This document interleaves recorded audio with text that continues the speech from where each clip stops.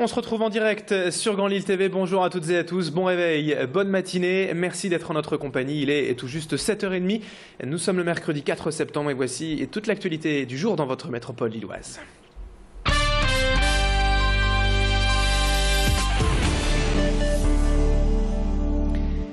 Et l'actualité sociale, tout d'abord à la une de cette édition avec les salariés de VG Gossens. Dans l'attente de la décision du tribunal de commerce du Grand Lille, l'imprimerie installée à Marcq-en-Barœul est menacée de fermeture et de délocaliser ses activités en Pologne en l'absence de repreneurs. Depuis plusieurs semaines, les salariés ne se font toutefois plus d'illusions quant à l'avenir de leur entreprise, mais ils espèrent tout de même des indemnités de départ dignes de leurs années de travail. Alors pour cela, ils veulent se faire entendre et vont passer la matinée d'aujourd'hui sur le rond-point des Prés à Villeneuve-d'Ascq pour distribuer des tracts aux automobilistes. Des tracts en fait imprimés sur des cartons d'emballage du même type que ceux fabriqués par l'entreprise et dont les salariés ont étalé certains exemplaires de marques bien connues devant le siège de l'usine afin de montrer que l'entreprise a encore des clients et que cette fermeture est donc injuste. En attendant la réponse définitive du tribunal tout à l'heure à 10h30, on écoute Catherine Chendo, responsable du syndicat FO chez VG Gossens, rencontrée hier par Tanguy Lécluse. Conclusion de la réunion, c'est que le repreneur, Eric Guessens, n'a toujours pas donné un avis favorable. Donc nous sommes toujours au même point qu'au 31 juillet et nos passages au tribunal précédent. Donc il nous faut son avis, sa décision finale demain, pour savoir si on continue ou si c'est la liquidation judiciaire. L'actualité à la une ce matin, c'est également ce fait divers, ce probable règlement de compte hier à l'homme, avec le meurtre en pleine rue, en plein jour d'un homme de 42 ans, un employé d'une station de nettoyage de voitures.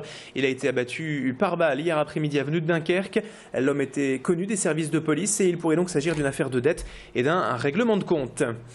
Dans l'actualité du jour, en direct, ce matin, on revient également sur cette journée de rentrée scolaire hier, marquée par la visite de 3 ministres dans la métropole lilloise. Vincent Peillon pour l'éducation nationale, Valérie Fournéron pour les sports et enfin Georges Paul-Langevin, délégué à la réussite éducative.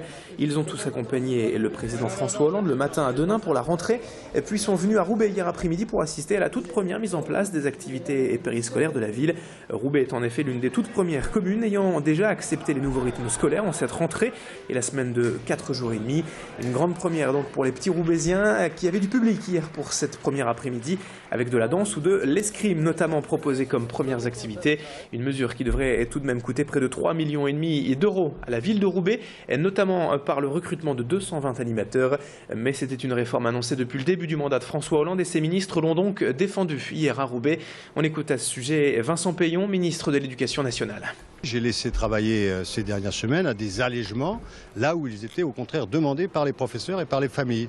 Et cela doit être présenté effectivement dans quelques jours. On m'a averti de cette fuite, c'est normal que ceux qu'on consulte, on nous dit qu'il faut consulter. Donc les gens sont consultés, en particulier les syndicats. Et puis voilà, mais ça va dans le sens que nous aurons à faire dans les années qui viennent.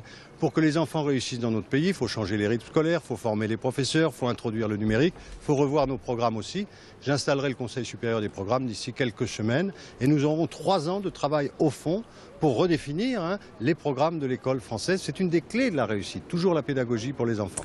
Et de Roubaix, on fait à peine quelques centaines de mètres pour rejoindre Tourcoing, car cette rentrée était également l'occasion de découvrir le tout nouveau collège Lucie Aubrac.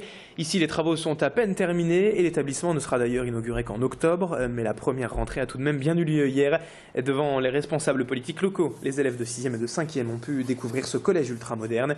Un bâtiment basse consommation, des rétroprojecteurs dernière génération dans toutes les salles et au moins un ordinateur pour 4 élèves.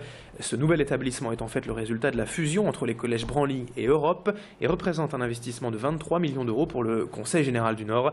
Un tarif nécessaire selon Patrick Caner, le président du département qui répondait hier aux questions de Tanguy Lécluse. On l'écoute. Je peux vous dire que dans les collèges publics du département du Nord, nous sommes vraiment à la pointe. Vincent Peillon le reconnaissait ce matin à Denain en visitant avec le président de la République une école primaire. Aujourd'hui, la fracture numérique n'existe pas dans les collèges publics du département. De la même manière, la région fait un effort substantiel et le président de la République s'est engagé à ce qu'en école primaire et maternelle, il y ait déjà une formation en la matière.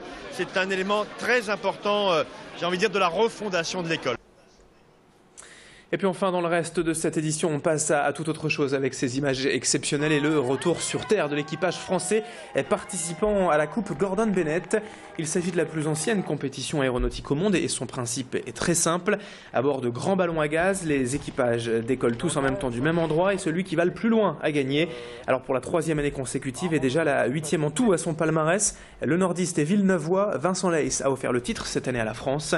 Avec son équipier Christophe Houvert, ils ont décollé de Nancy pour aller se poser quelques jours plus tard au Portugal après plus de 1400 km en vol et notamment par-dessus l'Atlantique. Une course extraordinaire et une fierté pour le pilote originaire de Villeneuve-d'Ascq. Il était hier sur notre plateau avec le trophée qu'il va d'ailleurs pouvoir conserver car il vient de remporter 3 fois de suite la compétition. On écoute Vincent Leys hier. Il répondait aux questions d'Alexandra Gossin. J'ai démarré le ballon à 15 ans. C'est Monsieur Devec, un Lillois, qui m'a transmis l'art de construire les ballons, de faire du ballon. Actuellement, je fais beaucoup de formations avec des jeunes, donc je transmets beaucoup. Et je me sens pas du tout... j'ai pas du tout envie d'arrêter maintenant parce que j'ai encore une mission à accomplir et j'ai encore du potentiel pour quelques années. Et c'est la fin de ce journal, 7h36 sur Grand Lille TV. Dans un instant, le direct se poursuit avec les prévisions météo et toujours du soleil et de la chaleur au programme de ce mercredi. Restez avec nous, les prévisions météo complètes, c'est dans un instant.